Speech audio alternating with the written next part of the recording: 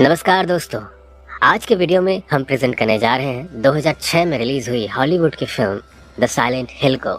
ये फिल्म 2006 की काफी चर्चित फिल्म है क्योंकि इसमें कुछ ऐसे दृश्य दिखाए गए हैं जो बहुत ही कम मूवीज में दिखाए जाते हैं। बहुत ही खतरनाक, बहुत ही हॉरर। चलिए इस मूवी को हिंदी में एक्सप्लेन करते हैं। इस मूवी की शुरुआत होती है एक इंसिडेंट से जहां सैरन घर से गायब हो जाती है और उसकी मम्मी पापा उसको ढूंढ रहे होते हैं। दरअसल सैरन रोज और क्रिस्टोफर की अडॉप्टेड बेटी होती है जो कुछ टाइम से काफी अजीब सी बिहेव कर रही होती है। अब थोड़ी देर बाद रोज देखती है कि सैरन वाटरफॉल में कूदने ही वाली होती है, पर रोज लास्ट मोमेंट में जाकर उसे बचा लेती है। पर सैरन सिर्फ 2 वर्ड रिपीट कर रही होती है, साइलेंट हिल, साइलेंट हिल। अब सैरन की इस स्लीप वॉकिंग से क्रिस्टोफर को लग रहा होता है कि उसे मेडिकेशन ट्रीटमेंट की जरूरत है, लेकिन रोज सैरन को साइलेंट हिल पर लेकर जाने के लिए फैसला कर लेती है जिससे पता चल सके उसकी हर रात साइलेंट हिल बोलने की वजह क्या है। क्रिस्टोफर उसको मना करता है लेकिन रोज नहीं मानती और सैरन को लेकर साइलेंट हिल की तरफ निकल जाती है। अब रात हो चुकी है तो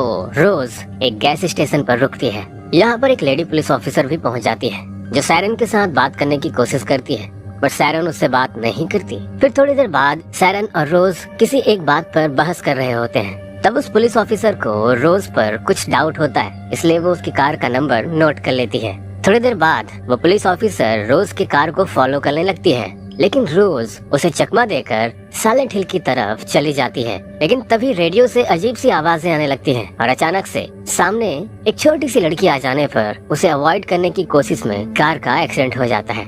फिर रोज वहीं पे बेहोश हो जाती है। अब इसके बाद जब रोज को होश आता है तो वह देखती है कि गाड़ी में उसकी साथ सैरन नहीं है। वह उसे ढूंढने लगती है पर फॉग और राख के कारण वो उसे ढूंढ नहीं पाती। अब सैरन को तलाश करते हुए रोज साइलेंट हिल के टाउन में चली जाती है जहाँ उसे सैरन की तरह ही दिखने वाली छोटी बच्ची दिखाई देती है, जिससे वो उसका पीछा करती है और पीछा करते हुए स्टेज के पास चली जाती है।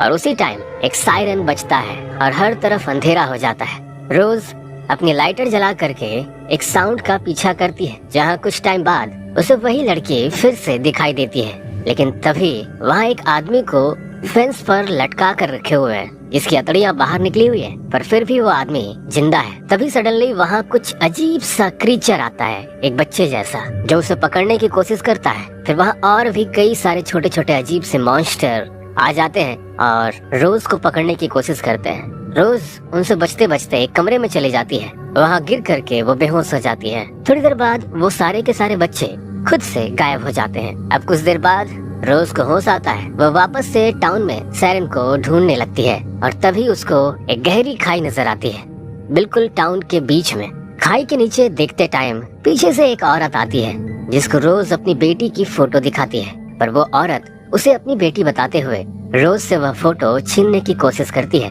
लेकिन रोज जैसे तैसे उससे बच के वहाँ से भाग जाती है। अब दूसरी तरफ हम क्रिस्टोफर को देखते हैं जो अपने बीवी और बेटी की लोकेशन ढूंढने की कोशिश कर रहा है। इधर रोज जब वापस अपनी गाड़ी के पास आ जाती है तो उसको सैरन की ड्राइंग मिलती है जिस पर स्कूल लिखा हुआ था, पर तभी वहाँ पुलिस ऑफिसर आ जाती है और उसे अरेस्ट कर लेती है। उस पुलिस ऑफिसर को लगता है कि रोज ने सैरन को कुछ कर दिया है। रोज कहती है कि मैं अपनी बेटी के साथ ऐसा क्या कर सकती हूँ। पुलिस ऑफिसर कहती है कि तुम्हारे पास क्या सबूत है कि वो तुम्हारी बेटी है। ऐसा बोल करके वो रोज को अपने साथ लेकर जा रही होती है। तब वो देखती है कि सड़क के बीचों बीच बहुत बड़ी खाई है, वहाँ सड़क ही गायब है। अब फिर वो दोनों वापस आते हैं और यहाँ पर एक अजीब सा क्रीचर उनको नजर आता है जो उन दोनों की ओर बढ़ रहा होता है। तब वो पुलिस ऑफिसर उस पर गोली चलाती है। तभी मौका देख करके रोज वहाँ से भाग जाती है और सीधे पहुँच जाती है स्कूल में, ये सोचकर कि शायद सैरन उसी स्कूल में होगी। अब इधर दूसरी तरफ क्रिस्टोफर भी डिटेक्टिव थॉमस के साथ साइलेंट हिल में रोज को ढूंढने लगता है। इधर सैरन को ढूंढते वक्त रोज को स्कूल के लॉकर में एक टॉर्च और एक चाबियों का गुच्छा मिलता है और फिर उसको स्कूल में अजीब सी सूट पहने कुछ लोग दिखते हैं, जिससे बचने के लिए रोज एक क्लासरूम में चली जाती है जहां वह देखती है कि एक डेस्क के ऊपर हैंडप्रिंट बने हुए हैं और उधर विच भी लिखा हुआ है। और हमें पता चलता है कि वो डेस्क अलीसा नाम की एक छोटी सी बच्ची का है। अब फिर से रोज उस छोटी सी बच्ची का पीछा करते हुए एक वॉशरूम में चली जाती है जहां उसको टॉयलेट का दरवाजा खोलते ही एक बॉडी दिखता है जो कि बुरी तरीके से वायर से बंधा हुआ था। अब इसके बाद रोज देखती है कि उस बॉडी के पीछे दीवार पे कुछ लिखा हुआ है।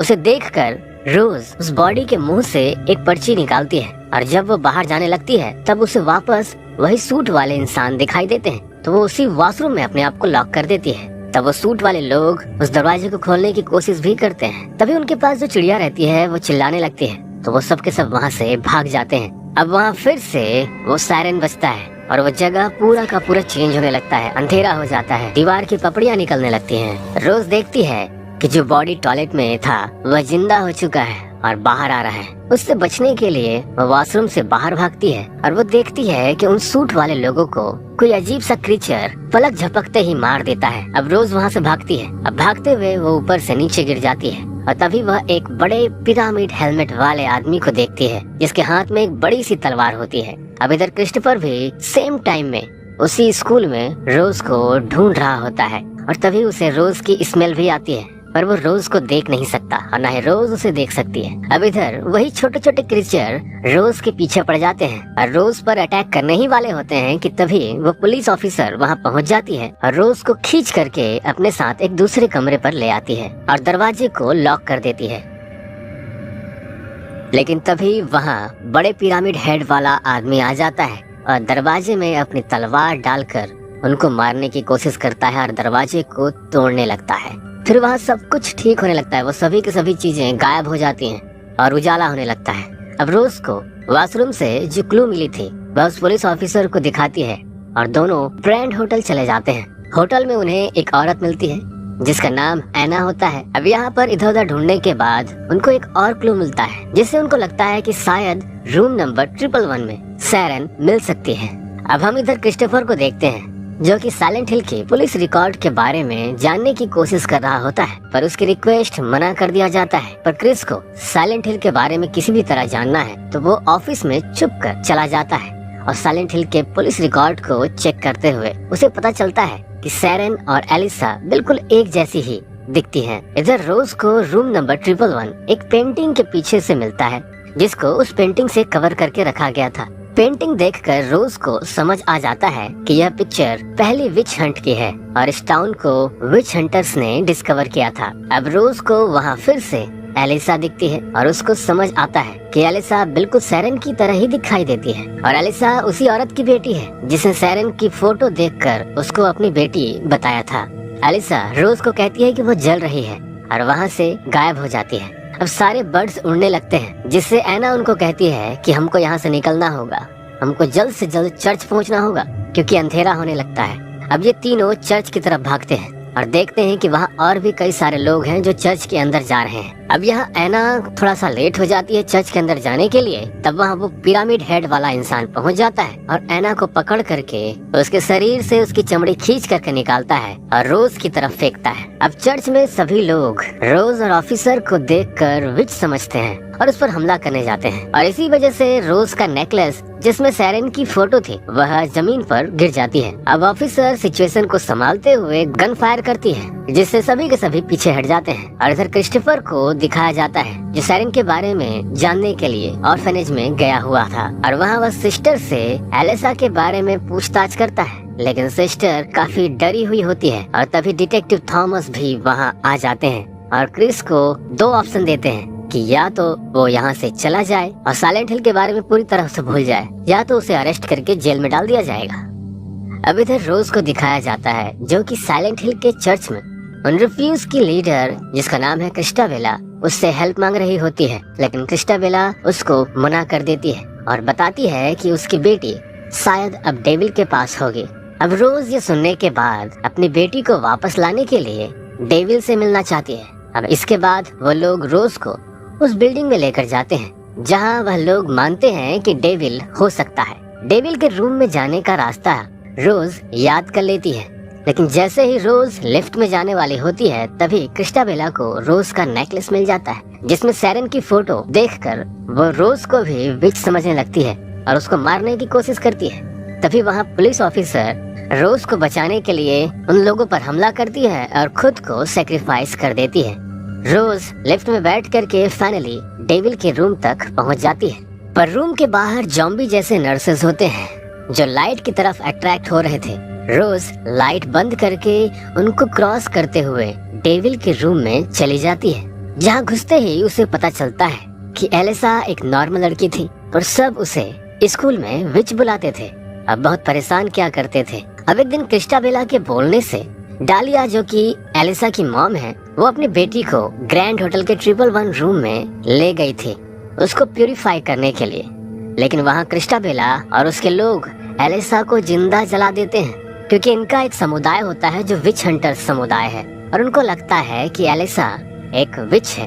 तभी वहाँ अचानक पुलिस आ जाती है और एलिसा को बचा लेती है, पर उसकी बॉडी बुरी तरह से जल चुकी है, जिसकी वजह से एलिसा के अंदर उन सब के लिए बहुत ही ज्यादा नफरत आ जाती है और बदले की आग में वो डेविल से डील कर लेती है, जहाँ वह अपने अंदर से डेविल को यानी कि डार्क एलिसा को जन्म देती है और क्रिस्टाबेला और उसके लोगों को एक अलग ही डायमेंशन में कैद कर लेती है। डार्क एलिसा रोज को बताती है कि सैरन एलिसा की ही अच्छी साइड है, जिसको एक न्यू बर्न बेबी के रूप में ऑर्फनेज के बाहर रख दिया गया था।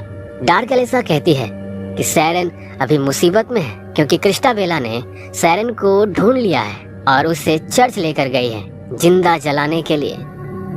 इसके बाद डार्क एलिसा रोज के अंदर चली जाती है और रोज को चर्च में जाकर सब कुछ सच सच बताने के लिए कहती है। अब इधर चर्च में क्रिस्टाबेला को देखती है, जो सबको बता रही होती है कि सैरन को वो अगर जला देंगे तो इविल खत्म हो जाएगा। जिसके बाद सबसे पहले वह लोग उस ऑफिसर को जिंदा जला देते हैं और फिर सैरन को जलाने जाते हैं। लेकिन तभी रोज वहाँ आ जाती है और सबको बताने लगती है कि क्रिस्टाबेला ने एक इनोसेंट बच्ची के साथ बहुत ही गलत किया था, जिसके वजह से ही ये सब कुछ हुआ है। लेकिन रोज की बातों को वहाँ कोई भी यकीन नहीं करता और क्रिस्टाबेला रोज को गुस्से में चाकू मार देती है, पर रोज के ब्लड से डार्क एलिसा बाहर आ जाती है और उसी के साथ साथ एलिसा का जला हुआ रूप भी वहाँ बाहर आ जाता है। और यहाँ एक शार्प वायर सभी लोगों को मारना शुरू करता है और क्रिस्टाबेला को भी मार देता है। रोज सैरन को जलने से बचाती है और सैरन को आंखें बंद करने को कहती है, पर सैरन गलती से डार्क एलिसा को देख लेती है, जिसके बाद डार्क एलिसा सैरन के अंदर चली जाती है, जिससे फिर एक बार एलिसा की डार्क साइड और अच्छी साइड एक हो जाती है। इसके बाद वो लोग वहाँ से कार लेकर घर के लिए निकल जाते हैं। रोज को लगता है कि सब कुछ ठीक हो चुका है, पर जैसे ही वो घर पहुँचती है और अपने आसपास देखती है तो वहाँ पर क्रिस्टोफर नजर नहीं आता। इसका मतलब क्रिस्टोफर अपने ओरिजिनल वर्ल्ड में है